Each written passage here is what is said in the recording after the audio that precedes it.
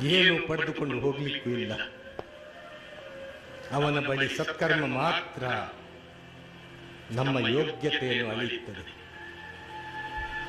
ಸಿಕ್ಕಿದಂತಹ ಒಂದು ಜೀವನ ಸತ್ಕರ್ಮ ಮಾಡಿಕೊಂಡು ಬೇರೆಯವರಿಗೆ ಒಳ್ಳೆಯದನ್ನು ಬಯಸಿಕೊಂಡು ಸಾಧ್ಯವಾದರೆ ಉಪಕಾರವನ್ನು ಮಾಡಿಕೊಂಡು ಸಾಧ್ಯವಾಗದೇ ಇದ್ದರೆ ಯಾರಿಗೂ ಕೂಡ ಉಪದ್ರ ಮಾಡದೆ ಕಣ್ಣೀರನ್ನು ಒರೆಸುವಂತಹ ಕೆಲಸ ಮಾಡಿ ಮುಖದಲ್ಲಿ ನಗು ತರುವಂತಹ ಕೆಲಸ ಮಾಡಿ ಈ ಜಗತ್ತಿನಿಂದ ತೆರಳಿದ್ರೆ, ಬರುವಾಗ ಈ ಜಗತ್ತಿಗೆ ಅಳತಾ ಬಂದಿದ್ದೆ, ನನ್ನ ಕುಟುಂಬ ನಗ್ತಾ ಇತ್ತು, ನಾನು ಹೋಗುವಾಗ ನನ್ನ ಕುಟುಂಬ ನಿಮ್ಮ ಕುಟುಂಬ ಆಳುತ್ತದೆ, ಆವಾಗ ನನಗೆ ನಗಲಿಕ್ಕೆ ಸಾಧ್ಯ ಆಗಬೇಕು. ಅದು ಯಾವಾಗ ಆಗ್ತದೆ ಅಂದರೆ ಸತ್ಕ